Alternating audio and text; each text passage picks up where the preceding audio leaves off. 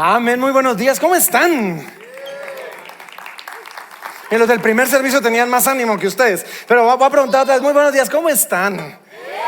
Bien, y es que déjenme contarles algo, ¿sí? Siempre ustedes eran el primer servicio y entonces se llenaban de orgullo diciendo somos los sacrificados, los que nos levantamos temprano, los que venimos. Ya hoy les quitaron eso de su orgullo, ya no son los sacrificados y que vienen temprano, pero tenemos espacio. Miren, y por la gracia de Dios hemos creado un espacio, cosa que ya no teníamos, y ahora nos toca poder invitar a aquellos que no conocen al Señor para llenar estas sillas y para llenar estos espacios. Así que, bueno, con eso en mente, pues déjenme pasar el mensaje el día de hoy. Estamos, solo antes, nuestro anuncio para matrimonios del seminario de Kintsugi, quiero que no se lo pierdan, es este sábado, ¿sí? Cuando decimos sábado 23 como que suena de saber ni cuándo, no, es este sábado para que porfa los matrimonios tomen nota y se pasen a inscribir. Ahora, con eso en mente, ¿a cuánto les gusta el cine o las películas o... Los que no levantaron la mano son más santos que yo. A mí me gusta tal vez demasiado y tal vez veo más de lo que debería, pero hace años, vamos a ver qué tanto han visto. Hace años salió una película, no sé si todos la vieron, yo creo que todos la vimos. Se llamaba Una noche en el museo. ¿Vieron esa película o no? Pues para los que no la vieron, se las cuento así medio rápido. Es la película de un hombre que consigue trabajo como guardia nocturno en un museo. Ahora, como guardia nocturno, él asumía que el trabajo iba a ser aburrido y era como que asegurarse de no quedarse dormido y quedarse despierto. Pero ¿qué pasa en un museo de la noche? O sea, en un museo de la noche no pasa nada. Pero resulta que este era un museo especial. Y en la noche todo cobraba vida, ¿sí? Y Genghis Khan quería matar a todos y el dinosaurio se quería comer a todo mundo. Y él tiene que navegar todo eso y evitar que se roben una tabla mágica que era la que le daba vida a todo eso. Ahora, ¿a dónde voy con esto? La mayoría de nosotros, y quiero que pongan atención con esto, la mayoría de nosotros pensamos en seguridad solo cuando ya algo salió mal. O sea, cuando algo malo pasó, entonces pensamos en seguridad, entonces pensamos en el guardia, entonces pensamos en que alguien debería haber estado vigilando. Pero la realidad es que nadie celebra al guardia de seguridad cuando no pasó nada. Piénsenlo, ¿sí? Nadie aplaude que la alarma no haya sonado. Nadie piensa en la alarma, pero nadie aplaude que la alarma no haya sonado. Nadie felicita a alguien solo por mantenerse alerta cuando no pasa nada. Pero, y esto es el punto del día de hoy, lo que yo quiero que sepamos es que a veces la razón por la que nada colapsó, la razón por la que nada pasó, es porque alguien estaba velando. Y esa es precisamente la razón por la que no pasó nada. Ahora, estamos nosotros ahorita en el estudio de Nehemías, en la carta de Nehemías, y hasta ahora, déjenme darles un resumen. Hasta ahora vimos la primera semana a Dios poniendo una carga nueva en el corazón de Nehemías por un problema viejo, ¿sí? Dios despierta a Nehemías para hacer algo al respecto de un problema que va 90 años de estar malo. Y después de eso vemos cómo Nehemías ora y clama al Señor. Vemos a Nehemías preparándose, haciendo un plan, y hablamos de la importancia de hacer un plan. Vimos nosotros también los primeros síntomas. Hoy vamos a ver ya la oposición de verdad, pero los primeros síntomas de la oposición. Y la semana pasada, en medio de un listado de un montón de nombres, vimos nosotros muchos principios acerca de qué se requiere para que la obra de Dios avance. Ahora, en el texto del día de hoy, vamos a ver algo. Cuando la obra de Dios avanza, cuando las cosas comienzan a progresar, cuando se ve avance en la obra que Dios está haciendo, pareciera que la oposición o aparece o le sube de intensidad. O sea, pareciera como que el diablo se despierta cuando alguien está comenzando a trabajar. Y así que hoy vamos a ver un texto, y déjenme darles algunos principios de cómo leer la Biblia, porque el reto que tenemos en el estudio de un libro como el de Nehemías es que Nehemías es un texto que nosotros llamamos narrativo. ¿Qué significa esto? Es un texto que nos narra algo que pasó. No necesariamente nos dice que lo que pasó sea bueno, que lo que pasó sea digno de imitar, solo nos dice esto pasó. ¿verdad? Y en medio de todo esto, nosotros tratamos de extraer principios de ahí, pero tenemos que tener cuidado de que aun cuando extraemos principios, usamos criterio, porque podemos ver que Nehemías hizo algo que no era necesariamente bueno, ¿sí? Y no debemos sacar doctrinas de textos narrativos. Ahora, lo que voy a hacer el día de hoy es que vamos a ver un texto y vamos a ver lo que pasó con Nehemías, que fue en un momento específico haciendo una obra particular con oponentes particulares, pero voy a tratar yo de que veamos un paralelismo entre lo que pasó con Nehemías y lo que le pasa a todo cristiano en todo momento de su vida, ¿sí? Y por eso es que el mensaje del día de hoy le llamé la vida de todo creyente, porque vamos a ver en Nehemías cómo hay realidades que pasan en la vida de todo creyente que sabemos, pero no estamos siempre tan conscientes. Y es que déjenme decirles algo: ser cristiano, ser creyente, no siempre es fácil. Y yo sé que lo sabemos, pero hay algo en nosotros que me dice: yo estoy caminando con Dios, Dios me va a ayudar, todo me va a salir bien. Y resulta que no. O sea, resulta que no. Hay oposición real en la vida de todo creyente. Y cuando Dios comienza a trabajar en tu corazón, pareciera como que el diablo se enoja. Y pareciera como que le suben volumen, como que le suben intensidad a la oposición. Y lo vemos en todos lados. De repente uno comienza a querer caminar bien y nuestro matrimonio entra en crisis. Y uno dice: pero qué onda, qué pasó. O de repente el ministerio se pone difícil, el tratar de caminar en santidad. Wow, donde antes nadie me ofrecía nada, ahora todos me ofrecen todo. Y uno así como que: pero qué onda, Señor, ¿verdad? Sí, mantener la fe se vuelve a veces complicado. No desmotivarse se vuelve a veces difícil. Y el caminar en Cristo es una lucha diaria de mantener nuestros ojos, nuestra mirada puesta en el Señor. Porque la idea del diablo, lo que el diablo quiere hacer, es quitarnos la mirada del Señor y que la pongamos en lo que está pasando a nuestro alrededor.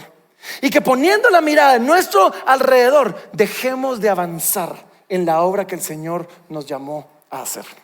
Así que con eso en mente vamos a entrar hoy. Nos toca el capítulo 4. Todo el capítulo 4 de Nehemías es un montón de texto y van a ser un montón de pequeñas lecciones, pero espero yo que el Señor nos hable con una o con la otra. Nehemías capítulo número 4, versículo número 1, comienza diciendo así. Dice: cuando oyó Sanbalat que nosotros edificábamos el muro, se enojó y se enfureció en gran manera e hizo escarnio de los judíos. Escarnio es: se rió de, se burló de. Y habló delante de sus hermanos y del ejército de Samaria y dijo: ¿qué hacen estos débiles judíos? ¿Se les permitirá volver a ofrecer sus sacrificios? ¿Acabarán en un día? ¿Resucitarán de los montones del polvo las piedras que fueron quemadas? Y estaba junto a él Tobías amonita, el cual dijo: lo que ellos edifican del muro de piedra, si subiere una zorra, lo derribará. O sea, está tan mal hecho que una empujadita y se va a caer. Entonces Nehemías responde, y miren esta oración. Dice: oye, oh Dios nuestro, que somos objeto de su menosprecio, y vuelve el baldón de ellos sobre su cabeza, y entrégalos por despojo en la tierra de su cautiverio. No cubras su iniquidad, ni su pecado sea borrado de delante de ti, porque se airaron contra los que edificaban. Edificamos pues el muro, y toda la muralla fue terminada hasta la mitad de su altura, porque el pueblo tuvo ánimo para trabajar. Ahora, en el capítulo número 2 aparecieron por primera vez Sanbalat y Tobías, y después habla de un árabe, y ellos comienzan a burlarse, a menospreciar lo que Nehemías quería hacer. Pero ahora que ya comenzó la obra, y ahora que ya comenzaron a trabajar, parece que ya la oposición, entonces ellos comienzan a subirle el volumen a su oposición. Ya no solo los vamos a menospreciar, ya no solo vamos a decir cositas feas de ellos, no, ya vamos a hacer un plan para atacarlos, ya vamos a hacer un plan para detener la obra. Y en medio de todo esto, quiero yo que veamos algunos principios o algunas cosas de cómo trabaja el enemigo cuando nos quiere desmotivar a nosotros. Y quiero que lo veamos de dos maneras. Uno, el enemigo trabaja así para desmotivarnos. Pero dos, a veces sin darnos cuenta, nosotros hacemos la obra del enemigo trabajando así, desmotivando a otros. Así que miren lo primero. Miren el progreso. Primero el enemigo se enoja. O sea, de primero él se enoja. Dice que estaban furiosos y después se comienzan a burlar y a hacer de menos lo que Nehemías quería hacer. Pero de primero hay enojo y después hay escarnio, hay burla, hay menosprecio. Y esto, vamos a hablar un poquito de esto también la próxima semana, pero quiero que lo veamos, porque al final del día, enojarse no es pecado. Hay formas correctas de enojarse, ¿sí? Uno puede enojarse santamente, es difícil, pero se puede, ¿sí? Uno puede enojarse por cosas que vale la pena enojarse y que uno debería de enojarse. Eso es bueno. El problema es cuando el enojo es solo la puerta a que pequemos. El día de ayer terminamos nuestro programa de Recovery y tuvieron su retiro todos. Y una de las cosas que aprendemos en nuestro programa de Recovery es esto: yo no puedo hacer nada, o sea, no es mi responsabilidad que alguien peque contra mí. De lo que sí soy responsable es la manera en que yo respondo ante ese pecado. Entonces, no estoy diciendo que Sanballat tenía razón de enojarse, pero él se enoja. Y si ahí se hubiera quedado la cosa, órale. Uno procesa sus sentimientos, pero él lo lleva más lejos. Y ese enojo lo lleva a burlarse, y esa burla lo lleva al menosprecio, y ese menosprecio lo lleva a hacer un plan para atacarlos. Y quizás tú luchas con tu carácter, y está bien que te enojes en algunos momentos, pero el apóstol Pablo nos advertía esto, hablando del enojo, y decía: airaos, pero no pequéis. Y después todavía nos advierte y nos dice que no se ponga el sol sobre tu enojo, porque si se pone el sol sobre tu enojo, si uno se revuelque en el enojo, crece. Ahora, lo otro que vemos es que cuando viene la burla, nunca viene sola. Dense cuenta de esto. Comienza Sanballat diciendo: hey, y estos que se creen son débiles, les vamos a permitir que hagan todo eso. E inmediatamente se suma Tobías. Y Tobías se suma diciendo: hey, y ya vieron esto, si una zorra camina sobre el muro se va a caer. Está tan mal hecho que no va a soportar nada. Y yo no sé si se han dado cuenta, pero cuando alguien se burla, y si tú eres de los que se burla de otros y de los que te toca hacer el bully y no el bulliado, ¿sí? Cuando alguien se burla, nunca lo hace en privado. Siempre anda buscando público, ¿no? Siempre. Y es que la crítica busca un eco. ¿Saben? La burla siempre busca una audiencia, siempre busca hacerlo en público para que alguien más se sume a nuestra burla. La amargura siempre busca aliados. Pero un principio que entendemos aquí es que la actitud con la que entramos se contagia. En el capítulo pasado vimos que la emoción del pueblo por trabajar se contagió a todos. Y ahora la burla también se contagia. Lo que tú traigas al lugar contagia a los que están ahí, bueno o malo, ¿sí? Y sabes, y esto es algo que tenemos que entender acerca de, no sé si están familiarizados con el término guerra espiritual, pero es algo real. Pero es que no todo lo que el diablo hace es demoníaco. O sea, es así, exorcistas, ¿verdad? Ese exorcismo, la gente dándole vueltas o sea, eso no siempre es así. Y tenemos que entender esto, ¿sí? Porque todos nosotros estamos en una guerra espiritual. Y si solo lo reducimos a echar fuera demonios, y hay un lugar para eso, y eso pasa, pero si solo lo reducimos a eso, el 90-95% de ustedes nunca han hecho guerra espiritual. Pero todos estamos en guerra. Y es que realmente, más que solo echar fuera demonios y exorcismo, el enemigo entiende que si logra robarnos el ánimo, logra destruir el ánimo, ni siquiera necesita destruir la obra.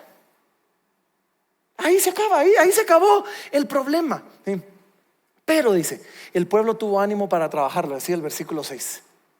Y hay algo importantísimo en esto, y es que las condiciones para ellos tal vez no eran perfectas. Y tal vez no tenían todos los materiales que necesitaban. Tal vez tuvieron que reciclar y usar del muro que se había caído y volverlo a poner ahí. Pero tenían corazón, tenían ánimo. Y cuando hay ánimo, hay progreso. Y saben, y déjenme leer esto, porque puse aquí: muchas veces las grandes obras avanzan más por convicción que por recursos. Y es que esto es lo que nos pasa. A veces queremos nosotros, quiero hacer algo, pero entonces cuando ya tenga todo listo, voy a comenzar. Gloria a Dios, y si el Señor te permite eso, nítido. Pero rara vez funciona así. Generalmente es, tengo una visión, tengo las ganas de hacerlo, y en el camino voy descifrando cómo lo hago. Pero cuando hay convicción, cuando hay ánimo, la cosa avanza. Y el pueblo tenía ánimo, y eso era precisamente lo que Nehemías quería, lo que Sanbalat y Tobías querían destruir. Y ante esto, ojo, Nehemías ora. Y de esta oración podemos aprender muchísimo de qué hacer y de qué no hacer. ¿Sí? Nehemías ora, y su oración es complicada, ¿sí? Porque se fijaron, la oración es dura. O sea, si ustedes ven, la oración de Nehemías es dura. A mí la parte que más me choquea es esta. Miren, Nehemías ora y dice: no cubra su iniquidad, ni su pecado sea borrado delante de ti. Eso es como que nos hace conflicto en el corazón, ¿o no? Y nos debería hacer conflicto, porque por el otro lado tenemos a un Jesús que nos dijo: amen a sus enemigos, bendigan a los que los maldicen, ¿sí? Hagan bien a los que los aborrecen, oren por los que los ultrajan y los persiguen. Y aquí tenemos a Nehemías diciendo: Señor, no los perdones, que se van al infierno. O sea, de verdad, destruir. Y uno dice: ¿qué onda? Entonces, ¿qué podemos aprender bueno y qué no debemos aprender de esa oración? Lo primero que debemos aprender, sí, lo primero que debemos aprender de esta oración es que Nehemías llevó su enojo a Dios, y eso sí se vale. Eso sí se vale. Tú puedes presentarte delante de Dios con los sentimientos revueltos. No sé, a veces como que queremos llegar a impresionar a Dios con lo ordenado que está nuestro corazón y con lo escogidas que son nuestras palabras, y entonces o nunca llegamos o llegamos hipócritas. Se vale llegar delante de Dios frustrados. Se vale llegar delante de Dios indignados, enojados, y procesarlo ante Dios. Estás enojado, estás confundido, estás frustrado, llévalo al Señor. Llévalo al Señor, confiésale tu frustración y deja que Él ordene tu corazón. Y eso sí podemos aprender de lo que hace Nehemías. Él está en medio de todo esto y lleva su frustración al Señor. Ahora, segunda cosa que yo quiero que veamos aquí es que Nehemías hace una oración dura, pero había algo particular, y es que ellos se estaban oponiendo a la obra de Dios, no a Nehemías. Y son dos cosas diferentes, y son cosas importantes de ver, porque no es simplemente: la Señor, es que les caigo mal y así que destruílos porque les caigo mal, ¿sí? O Señor, ellos me caen mal y así que se vayan al infierno. No. Esta gente se estaba oponiendo a la obra de Dios. O sea, no querían que se reanudara el sacrificio. Se estaban oponiendo al servicio a Dios. Se estaban oponiendo a la devoción de un pueblo completo, ¿sí? Ahora, ¿puedo decirles algo? Miren, los amo, pero a veces simplemente le caes mal a alguien, pero no se está oponiendo a la obra de Dios en ti. No somos monedita de, ¿cómo es el dicho? Monedita de oro para caerle bien a todos. No somos tacita de plata, no sé. O sea, no siempre le caemos bien a todo. Así que este ejemplo de Nehemías, o sea, tenemos que tener cuidado, porque ellos se estaban oponiendo a la obra de Dios, no solo a Nehemías. Ahora, aquí es donde sí quiero hacer un paralelismo con nosotros, porque aun cuando no todo el que me mira feo se está oponiendo a la obra de Dios, tal vez solo otra vez le caigo mal, ¿sí? Hay un enemigo. La Biblia le llama el enemigo de nuestras almas.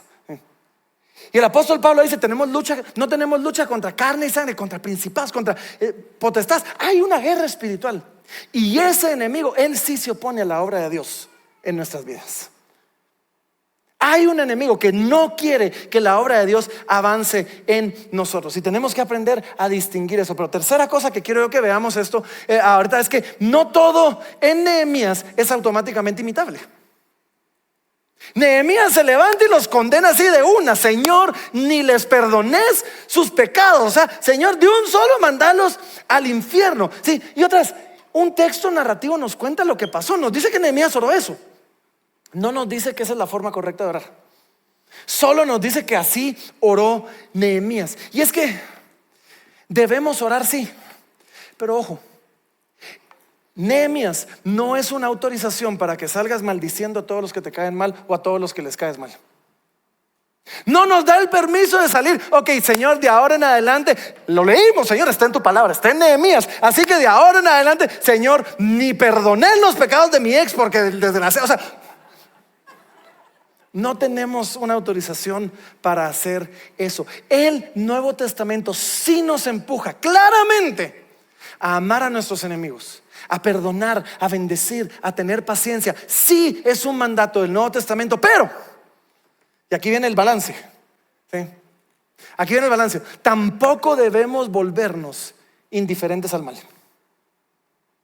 Y es que aquí es donde a veces nos cuesta, y sobre todo en esta cultura donde toda es la tolerancia y toda es la comprensión y no debemos juzgar nada. No. O sea, el amor no significa nunca indignarse. Dios sí se opone a la maldad, Dios sí se opone al mal, y su pueblo sí debería de indignarse cuando ve el pecado de una manera tan evidente en contra de la obra de Dios. Sí deberíamos de indignarnos.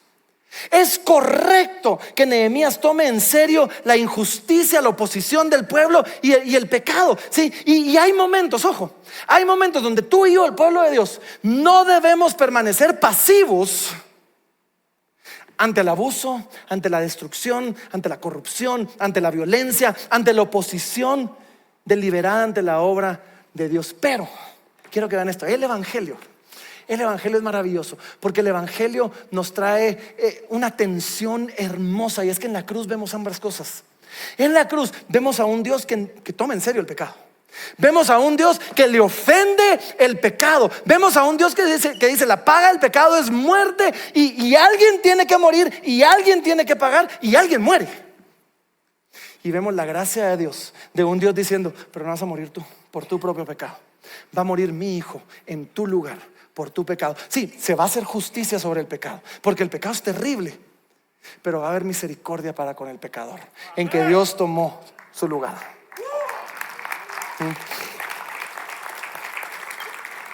La oración de Jesús, ojo, es muy diferente a la de Nehemías, ¿o no? O sea, vemos a Nehemías: Señor, no les perdones sus pecados. Vemos a Jesús diciendo: Padre, perdónalos, porque no saben lo que hacen. Así que este texto no elimina la justicia de Dios, pero tampoco elimina la misericordia para los enemigos de Dios. Y es algo que tú y yo debemos tener en mente. Sigamos leyendo, versículo número 7 dice: pero aconteció que oyendo Sanbalat y Tobías y los árabes, los amonitas y los de Asdod, que los muros de Jerusalén eran reparados, porque ya los portillos comenzaban a ser cerrados, se encolerizaron mucho y conspiraron todos a una para venir a atacar a Jerusalén y hacerle daño. Entonces oramos a nuestro Dios, y por causa de ellos pusimos guarda contra ellos de día y de noche. Y dijo Judá: las fuerzas de los acarreadores se han debilitado, y el escombro es mucho, y no podemos edificar el muro. Y nuestros enemigos dijeron: no sepan ni vean hasta que entremos en medio de ellos y los matemos y hagamos cesar la obra. Pero sucedió que cuando venían los judíos que habitaban entre ellos, nos decían hasta 10 veces: de todos los lugares de donde volviereis, ellos caerán sobre vosotros. Entonces, por las partes bajas del lugar, detrás del muro y en los sitios abiertos, puse al pueblo por familias, con sus espadas, con sus lanzas y con sus arcos. Ahora, paremos aquí. ¿Qué vemos aquí? Vemos a Nehemías haciendo dos cosas. Primero, orando. Ya hablamos un poquito de la oración, pero vuelve a orar en el versículo número 9, ¿sí? Y es que la oración es algo que nos debe acompañar siempre. No es algo que ya hice y dejo de hacer, no, ya hice y vuelvo a hacer y vuelvo a hacer. La oración siempre nos debe acompañar. Pero Nehemías no solo ora, y esto es lo que quiero que aprendamos, ¿sí? También actúa. Dice: oramos y pusimos guardia. Oramos y organizamos a la gente. Oramos y nos armamos. Oramos y los puse por familias y los puse en lugares. O sea, Nehemías no solo ora, también hace algo más. Y a eso es lo que yo llamo, ¿sí?, luchar en la carne y luchar en el espíritu. Y necesitamos hacer las dos. Y es que hay un error. Hay gente que solo lucha en el espíritu, pero nunca lucha en la carne. Ahorita les doy ejemplos para que entiendan. Y hay gente que solo lucha en la carne, pero nunca lucha en el espíritu. Pero debemos hacer las dos. No podemos separar estas luchas. O sea, por un lado oramos, ayunamos, sí, hacemos todo lo que espiritualmente hablando sabemos hacer. Pero por el otro lado hacemos un plan, y nos preparamos, y nos armamos, y nos defendemos, y nos organizamos, y hacemos algo. Hacemos todo lo que esté en nuestras manos físicamente también hacer. Déjame darles un par de ejemplos. Una de las luchas, quizás una de las epidemias de nuestro tiempo, no es el COVID, La pornografía. La pornografía es algo que, según las estadísticas, y déjenme inventarme algunos números, pero el 70% de las estadísticas se inventan en el lugar, y me acabo de inventar esa también. Sí, pero una vez leí algo que decía algo así como que el 90% de las personas ven o han visto pornografía y el otro 10% está mintiendo. En la lucha contra la pornografía, luchamos en el espíritu, oramos, ayunamos, ¿sí? Luchamos en el espíritu, ¿sí? Confesando nuestros pecados, ¿sí? Predicándonos el evangelio a nosotros mismos, reprendiendo al espíritu de lujuria. O sea, hacemos la lucha en el espíritu, pero ponemos un filtro a nuestro teléfono. Instalamos software protector, ¿sí? Tenemos compañeros a los que les rendimos cuentas, ¿sí? Tenemos compañeros a los que les manda una notificación si estamos buscando cosas que no deberíamos, ¿sí? Ponemos la computadora viendo hacia una pared de vidrio para que todos puedan ver lo que estamos viendo en un lugar público. Luchamos en la carne, luchamos en el espíritu. Aquel que solo lucha en el espíritu es ingenuo, ¿sí? Aquel que solo lucha en la carne está confiando en sus propias fuerzas. Necesitamos hacer las dos. Ahorita tenemos el evento de matrimonios este sábado. De verdad, vayan, va a estar increíble. Pero cuando se trata de matrimonios, o sea, luchamos en la carne, luchamos en el espíritu. Luchando en la carne, sean intencionales, sean románticos. Sí, llévenle las flores. Es que son muy caras. Divorciarse es más caro. O sea, de verdad, hacemos un esfuerzo y luchamos en el espíritu. Oramos por nuestra esposa, oramos por nuestro esposo, clamamos al Señor, buscamos consejería bíblica, ¿sí? Nos sometemos a esa lucha sabiendo que quizás el equivocado soy yo y no mi esposa. Luchamos en la carne, luchamos en el espíritu. Nehemías ora a Dios, pero organiza al pueblo. Ora a Dios, pero le pone una espada en la mano a cada persona ahí. Ora a Dios, pero hace un plan estratégico. Es más, detiene la obra por un momento para organizarlos. En el primer servicio alguien me dice: pastor, gracias por el mensaje. Fíjese que a mí me está pasando lo contrario. Tengo tanto ahorita que hacer que voy a cerrar mi oficina para reorganizarme. Le digo: Nehemías paró la obra, se reorganizó y después rearrancó. O sea, se vale, pero luchamos. Ahora, el mayor peligro en la vida del creyente es el desánimo. Y lo vemos nosotros en el versículo número 10. ¿Se fijaron cómo hice la pose? Porque me pusieron así. De repente me puse así nervioso que estaban ahí tomando una foto. Pero en el versículo número 10 dice: las fuerzas de los acarreadores se han debilitado. ¿Sí? Las fuerzas de los acarreadores. Perdón. Ahora, todo esto no solo por la amenaza, porque habían noticias que les habían llegado de parte de otros judíos que no necesariamente eran judíos traidores, pero que vivían en medio del enemigo, que les estaban llevando a decir: oímos cómo ellos están diciendo que van a hacer esto. Y vaya, eso está bien, pero dice que hasta 10 veces se los decían. Y yo me pregunto, miren, en la iglesia, por la gracia de Dios, este año vamos a cumplir 19 años. Dios ha sido bueno con nosotros. Y en 19 años hemos tenido un problema así serio, así como iglesia, que fue complicado en su momento. Pero ¿saben cómo comenzó ese problema? Comenzó con alguien que con muy buena intención vino y dijo: yo siento el Señor que viene ataque contra la iglesia. Yo me recuerdo que dije: pues todo está bien, o sea, todo. O sea, y senté yo al equipo y le digo: muchachos, si están pecando, arrepiéntanse. O sea, cuidémonos, cubrámonos. Recibimos esta palabra y después alguien más se levanta: viene ataque contra la iglesia. Y alguien más viene, y de repente hubieron tantas palabras de ataque contra la iglesia que la palabra de ataque fue el ataque. Y aquí vemos judíos que les traían advertencias buenas, pero hasta 10 veces, al punto que los otros tienen miedo y se desaniman. Y es que, entonces, de eso se trata la guerra espiritual en buena parte. ¿Saben? La guerra espiritual es la lucha en mantener los ojos puestos en Cristo para no desmayar y seguir avanzando. Si ustedes leen el famoso Efesios 6, en Efesios capítulo 6, en el 12 dice: no tenemos lucha contra carne ni sangre. Y después dice: por tanto, vístanse de toda la armadura de Dios para que estén firmes en el día malo. O sea, el propósito de esto es mantenernos firmes, viendo al Señor, avanzando en la obra, porque vienen días malos. Y lo que el enemigo quiere hacer es desanimarnos para que quitemos los ojos del Señor, para que desmayemos y dejemos de avanzar. Dejemos de trabajar. Versículo 14. Y este versículo me gusta porque este es el momento donde todo cambia. Este es como que el punto de inflexión en esta historia. Y dice así, dice: después miré y me levanté y dije a los nobles y a los oficiales y al resto del pueblo: no temáis delante de ellos, acordaos del Señor grande y temible, y pelead por vuestros hermanos, por vuestros hijos y por vuestras hijas, por vuestras mujeres y por vuestras casas.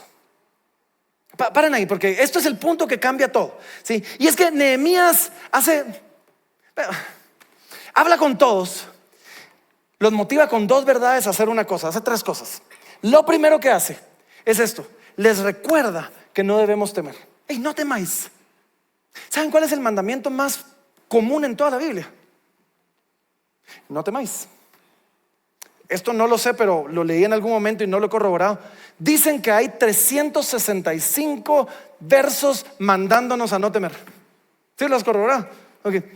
Y entonces ya estamos los que le sumamos le echamos salsa a los tacos y decimos uno para cada día. O sea, un no temáis para cada día del año, ¿verdad? Pero no temáis. ¿Por qué no debemos temer? Y aquí es donde viene lo importante. Él les recuerda a ellos y los invita a poner sus ojos en el Señor. Número 2, los invita a poner sus ojos en el Señor. Y es que, ¿saben? Cuando yo estoy viendo a mis enemigos, los puedo ver a ellos grandes y temibles. Y Nehemías les dice: no teman, recuérdense del Señor, Él es grande y temible. O sea, no le atribuyan las características de Dios a su enemigo. El enemigo se quiere hacer ver grande y temible. No, al que deberían de temer es a nuestro Señor. Él es grande y temible. Él es increíble por nosotros. Y es que, ¿saben? La valentía del pueblo no nace de tener una buena autoestima. Si tienes una buena autoestima, Dios te bendiga, pero la autoestima es frágil. ¿Saben por qué? Porque es auto.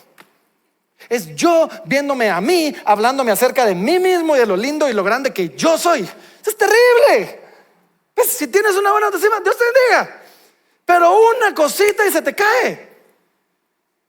La valentía del pueblo no nace de la autoestima, nace de una visión correcta de Dios. De ahí nace nuestra valentía, ¿sí? Y entonces Nehemías se para y le dice: hey, no teman, recuérdense del Señor. Él es grande y temible. Y Nehemías les recuerda de dónde viene su fuerza, dónde está su esperanza. Y esa es la lucha de todos los días. ¿Saben? La famosa guerra espiritual, esa es la lucha. Es acordarnos del Señor, acordarnos de su obra por nosotros, regresar nuestra mirada a Él, no a los enemigos, a Él. Recordarnos que Él es grande y temible, no el diablo. El diablo fue vencido en la cruz. Alguien me decía una vez, la vez pasada, el diablo es como un ratoncito, pero que tiene un micrófono y unas bocinas gigantes que hace una gran bulla para parecer león.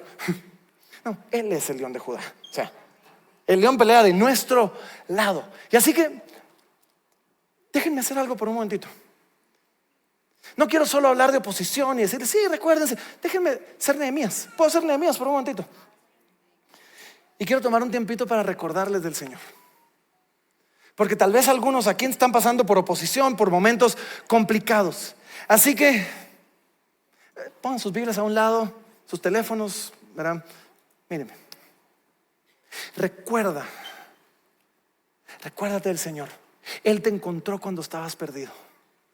Algunos se sienten a veces abandonados. Algunos se sienten así como que tal vez Dios los dejó. ¿Saben? Ese es el enemigo hablando. Dios te salió a buscar cuando no querías nada con Él.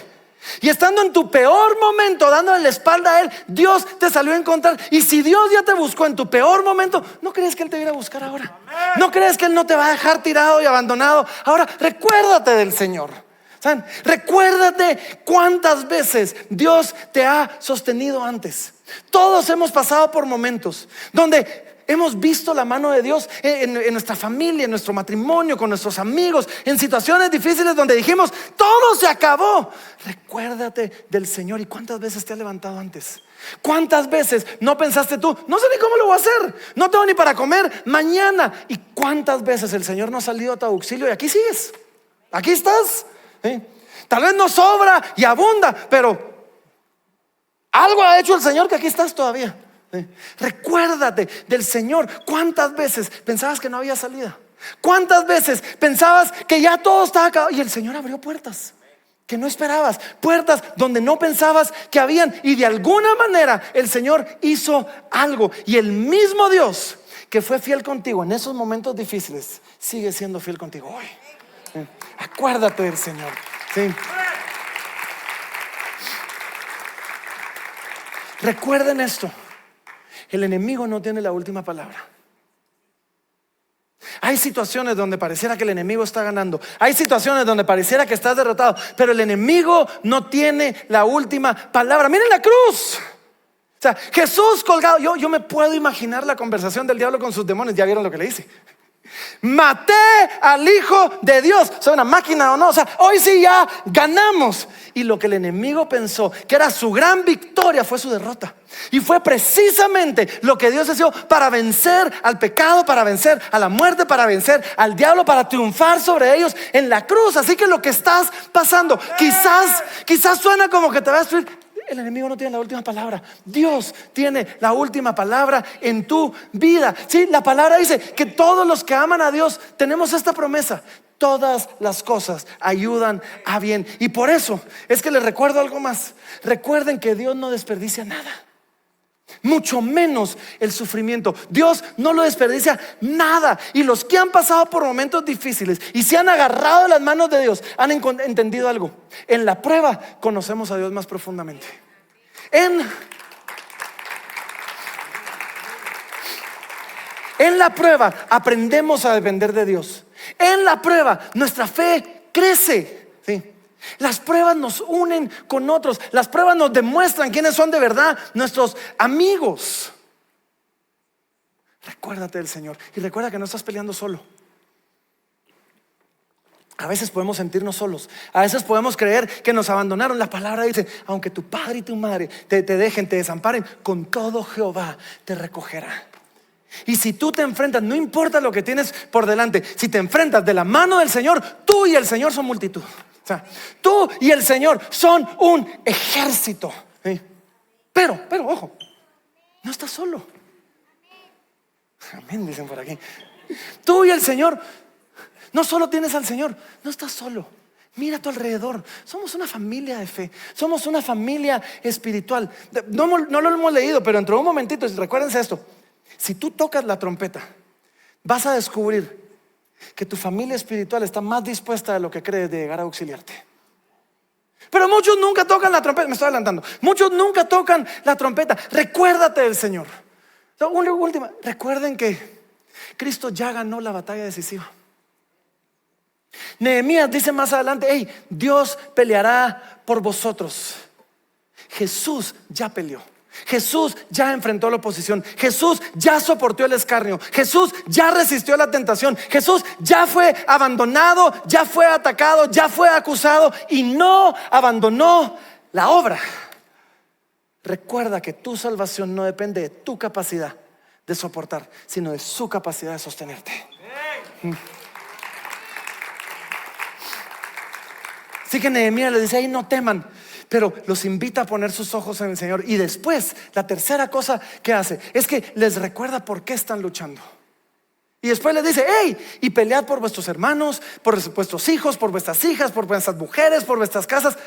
Y saben, está bien que cosas terrenales nos motiven a pelear. Es una gran motivación y la Biblia no pelea con eso.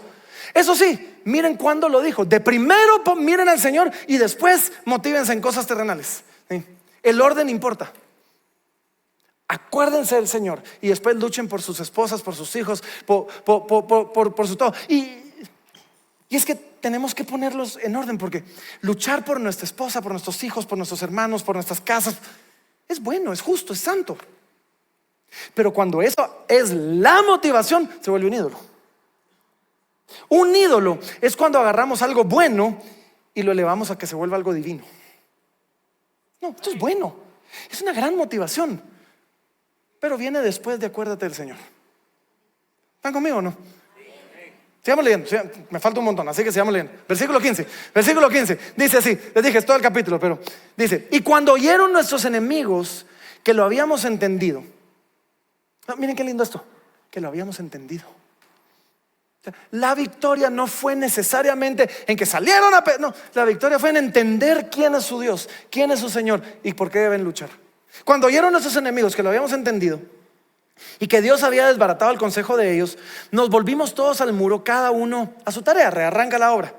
Desde aquel día la mitad de mis siervos trabajaba en la obra y la otra mitad tenía lanzas, escudos, arcos y corazas. Y detrás de ellos estaban los jefes de toda la casa de Jehová. 17, miren esto. Y el 17 ha sido de mis versículos favoritos de toda mi vida. Así que miren qué chilero este versículo. Dice: y los que edificaban en el muro, y los que acarreaban y los que cargaban, con una mano trabajaban en la obra y en la otra tenían la espada.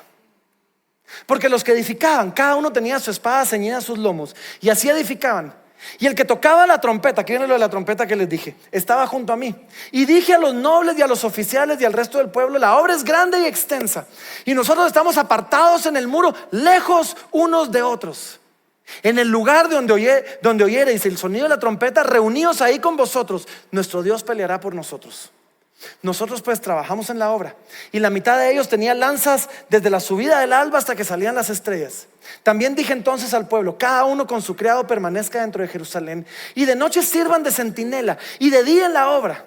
Y ni yo, ni mis hermanos, ni mis jóvenes, ni la gente de guardia que me seguía, nos quitamos nuestro vestido. Esta última frase, oigan, dice: cada uno se desnudaba solamente para bañarse. Hay otras versiones que dicen que cada uno, o sea, se bañaba aún con su espada, dependiendo de la versión que ustedes lean. Pero miren, pues, varias cosas. Versículo 15, eso es clave. Y nos volvimos al muro. El peligro no desapareció completamente.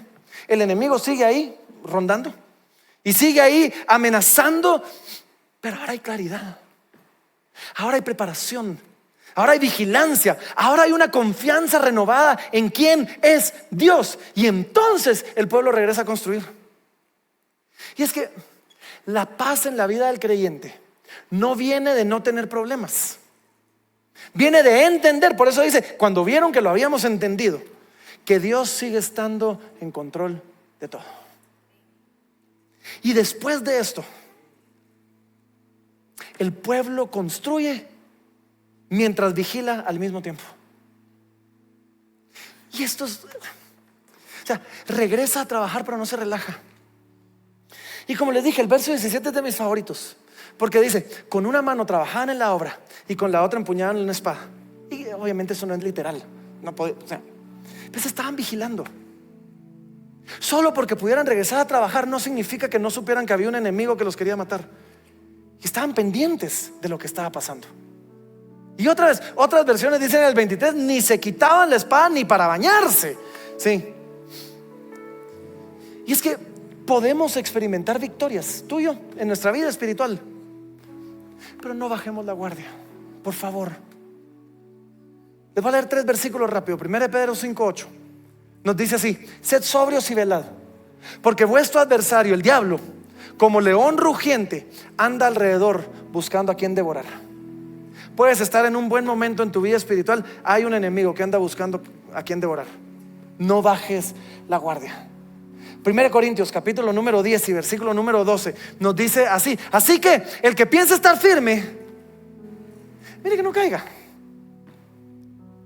A veces sentimos como que ay Dios, ya lo tengo todo. No, mira que no caiga.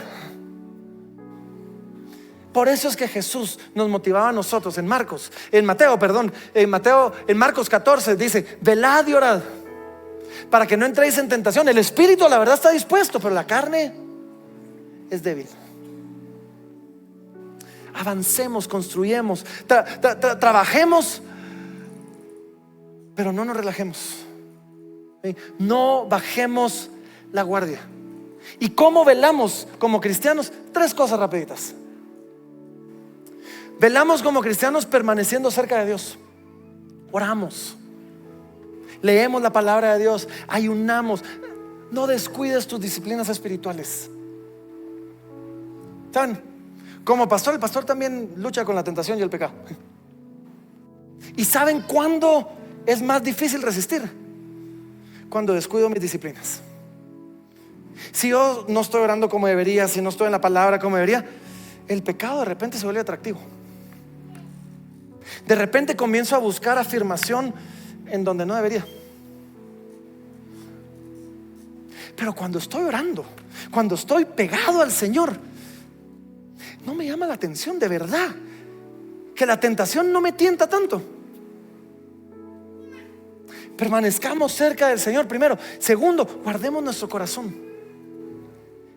Démonos cuenta qué está pasando allá adentro. Cuestionemos nuestras motivaciones. Pongamos atención a nuestros sentimientos. Nuestros sentimientos son buenos siervos, son terribles amos. Cuando dirigen nuestra vida son terribles. Y caminemos de la mano de otros. Me gustaría meterme más a profundidad de esto, pero déjenme solo detenerme un momentito. ¿Se fijaron eso? Nehemías les dice: hey, la obra es grande y todos estamos regados. Así es la vida, ¿o no? Cada uno está en su mundo, cada uno está haciendo lo que tiene que estar haciendo. Pero dice: cuando los ataquen, toquen la trompeta. Si tocan la trompeta, vamos a llegar a auxiliarlos. Me encanta eso. Nos pasa, pues gracias a Dios no tan seguido, pero nos pasa cada rato. Gente ofendida, es que me fui a la iglesia y nadie ni cuenta se dio. Es culpa tuya, no mía. Esa es culpa tuya, no mía. O sea, que estés tan desconectado que nadie se dio cuenta. Conéctate. La iglesia está creciendo. A veces ya somos un montón. No seas de los que se sienta hasta el final y cuando sale el piano, porque ya va a terminar, esa es la señal, ¿sí? Se van antes de que se haga tráfico en el parqueo. Ya tenemos 3 servicios, ya debería ser mejor, ¿sí? No sean así. Miren, esta semana leí una historia. La quería guardar para otra prédica, así darle, pero creo que es importante. Me rompió el corazón. En 1966 una mujer, era enfermera, llamada, no sé si me olvidó el nombre y no lo apunté en mis notas, pero porque no se las iba a contar. Pero esta mujer va a su casa, se sirve una taza de té y se muere. Pues pasa. 42 años después, un equipo de construcción está trabajando en un edificio y se topan con una puerta cerrada y nadie sabe quién vive ahí. Abren la puerta y encuentran a una mujer momificada con su taza de té servida, muerta desde hace 42 años.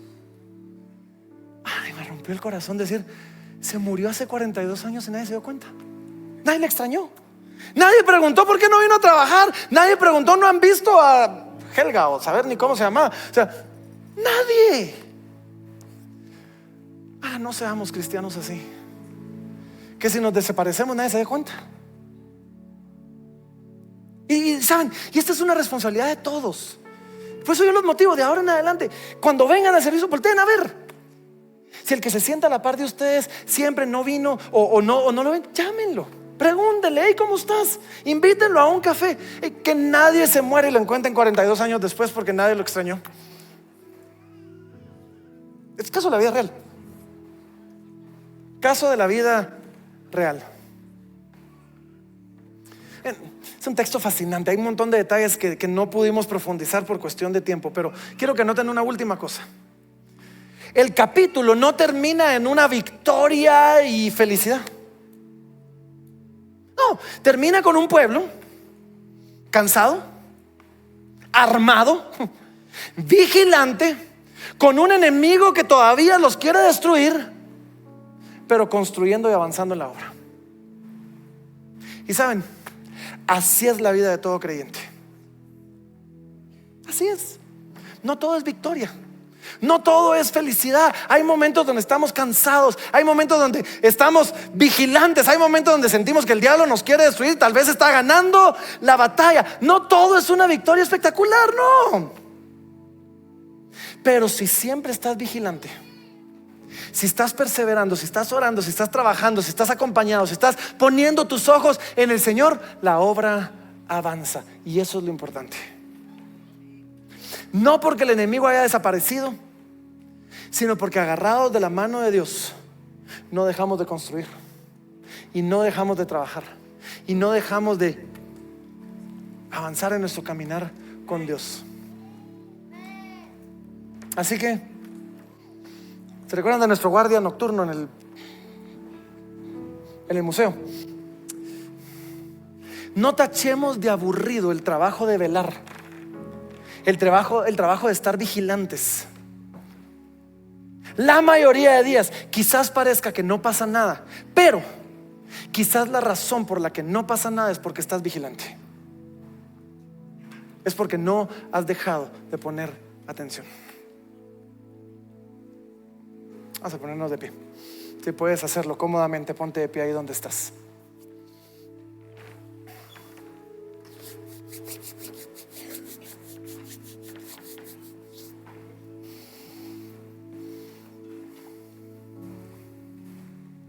Si tú viniste hoy desmotivado, a punto de tirar la toalla, o tal vez ya la obra ya se puso pausa, se puede retomar. Aquí le pusieron pausa a la obra. Se puede retomar la obra. Dos cosas yo te motivo a hacer. Uno, si necesitas oración, aquí van a ver algunos de nuestros líderes de grupos, de nuestros líderes en la iglesia, listos para orar por ti hoy. Pero yo te motivo a que lo lleves un poquito más lejos. Déjanos orar por ti hoy. Pero pasa a la central de conexión y diles: necesito consejería. Tenemos un grupo de consejeros bíblicos entrenados, capacitados, que no van a orar por ti un par de minutos y ya. No, te van a acompañar en un proceso para que retomes la obra, sigas construyendo y no tires la toalla. Porque la vida de todo creyente es que hay luchas, pero con los ojos puestos en el Señor, acordándonos quién es Él, de la mano de nuestra familia espiritual, la obra avanza. Padre, te damos gracias, Señor, en el nombre de Jesús, por historias como esta. Señor, gracias que tu palabra no ignora la realidad de las luchas que pasan en el día a día en la vida de todo creyente. Señor, gracias que podemos avanzar y podemos seguir caminando aún cansados, aún, Señor, armados y aún con un enemigo buscando comernos y buscando matarnos. Señor, ayuda a que nuestros ojos se pongan en ti y que veamos que tú eres grande y terrible, no nuestros problemas, no nuestro enemigo, tú, y que tú luchas por nosotros. Así que, Señor, aquí estamos. Levantamos nuestras manos rendidos a ti, entendiendo que tú lo diste todo por nosotros y que es en esa victoria en la que nosotros descansamos. Te amamos, te bendecimos, Señor. Lo hacemos en el nombre poderoso de Cristo Jesús. Y mientras comenzamos a pasar este tiempo de adoración, si tú necesitas oración, ven. Aquí van a ver algunos de nuestros líderes. Queremos orar por ti, queremos bendecirte, queremos acompañarte. No estás solo, toca la trompeta y vamos a llegar ahí a auxiliarte. Vamos a adorar al Señor.